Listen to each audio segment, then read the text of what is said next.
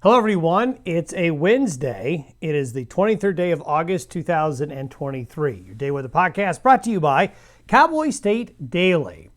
Well, thunderstorms and Harold's remains. So this week we've talked about the remains of Hillary and now the remains of Harold. Not to sound morbid, but that's basically what's happening with the weather. What's left of these tropical storms is meandering across the western United States and having some pretty big impacts in some areas. Yesterday, we did see showers and thunderstorms kind of get a little bit further east.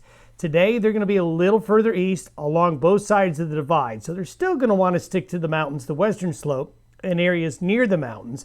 As you get further out to the plains, it's still likely going to be hot and dry again if you're out on the eastern plains. Then as we work our way into Thursday, that moisture gets a little deeper, a little bit more in the way of shower and thunderstorm activity, both in the mountains, west of the divide, and on the plains. And then, as we showed you yesterday, a very interesting pattern is evolving where Tropical Storm Harold, at first it was Tropical Depression 9, then it became Harold, and now it's not Harold anymore as it has moved into Texas and eastern areas of Mexico overnight. But the remains of that, very moist, unstable, subtropical air coming right out of the Gulf is going to come right on around the big area of high pressure. And it looks like this is going to bring a heavy rain threat to parts of eastern, southeastern Wyoming, parts of western Nebraska, and northern Colorado.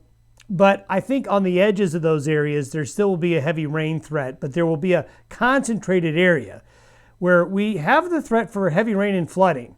Friday and Saturday in particular, something to keep an eye on in those areas. Also, taking a look further down the road, do I see some cold fronts in September? I certainly do. We'll take a sneak peek into September at the end of the podcast.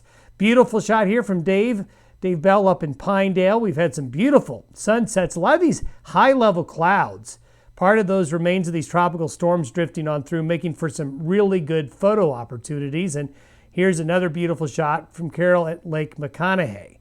As we go and take a look at the satellite imagery, here is the subtropical moisture.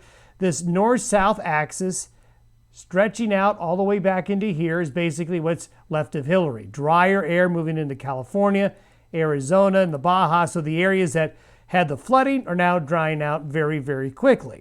And here is what's left of Harold coming through Texas and heading northwestward. And here's a visible shot of what it looked like late yesterday afternoon. It had moved very quickly off the Gulf and onshore, bringing heavy rain to South Texas, Big Bend country, and then this system is going to go just like this and curve up. And this is what the thunderstorm outlook looks like today. We've got the big high in the nation's midsection, then the ring of fire of showers and thunderstorms going around it. So the thunderstorm axis shifts a little more east today. And as we go into tomorrow, it gets a little bit further east. Also, we start to see a little bit more in the way of what could be some heavier shower and thunderstorm activity in parts of the Great Lakes and thunderstorms picking up along the Gulf Coast again. This area right here is what we're going to be watching and seeing it expand. There's no severe weather threat there, but the thunderstorms that develop will be big rain producers. Here's that heat dome. Very interesting. If you just look at where the blue is, it's where the moisture from Hillary is still streaking around the high. But very, very hot conditions in the nation's midsection. And not only is it hot here, it's really, really humid. So it may not be shattering a lot of record highs. That's happening, but the humidity keeping temperatures from getting too hot, but making life really miserable there with the humidity. Then the coolness resides back here in the west, and then underneath Harold's remains right here. Over the next 5 days, you can see where the center of the heat is going to be.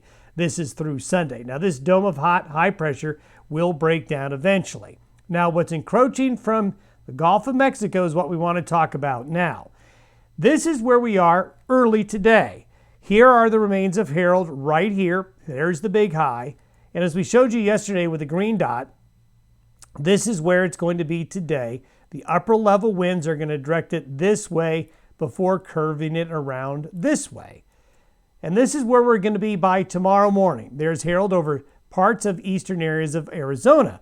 So northern and eastern Arizona and the Four Corners area, you're going to get into that deeper subtropical air. So that is going to lead to some showers and thunderstorms that'll be moving up into Utah and western areas of Colorado as well. And then by Friday morning, that area, the center of the remains of Harold, will actually be somewhere around Craig and Steamboat Springs, south of Laramie, and then heading eastward into eastern areas of Wyoming and Colorado, then across Nebraska as we get into the day on Friday. What I'm showing you here is what's called a vorticity chart. Vorticity is a spinning column of air where the atmosphere is wanting to go up. And that causes instability, and that causes areas of clouds and can lead to areas of precipitation. What I want you to notice, we'll loop this several times here, is it starts, you can see it going around the high, this cluster of colors. Look for the cluster of colors. You can see it rotating around the high. Now, you add daytime heating to the mix, you add mountainous terrain to that mix, and you're going to get fairly slow-moving, very heavy rain-producing showers and thunderstorms. It's not necessarily a severe weather threat. Certainly that's going to be a possibility, but you want to focus really on the threat of some really heavy rain and some maybe copious amounts of smaller hail in this type of situation. And it's going to be going over mountainous terrain and over burn scars. Now let's take a little bit of a closer look, focusing in on the west. So when we show you the precipitation forecast, you can see why that focus is going to be underneath where those colors are. That vorticity, that spinning column of air that's going up. So spinning air on a large scale rising.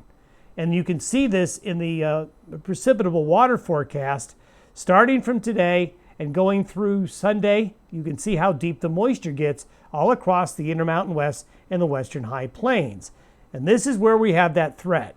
So it's still in the same area there, southeastern and southern Wyoming, and parts of Nebraska, parts of northeastern Colorado, and into the mountainous terrain of the western slope, back into Utah, western and southwestern Wyoming as well. Notice northern Wyoming, southern Montana might not see much, as it's going to be staying basically the heavier moisture right underneath where we showed you that swirl of colors going around the high is going to go. If we focus in a little bit more, you can see along the I-80 corridor, the I-25 corridor, the I-70 and I-76 corridors here is where that focus is going to be. But really anywhere back here too.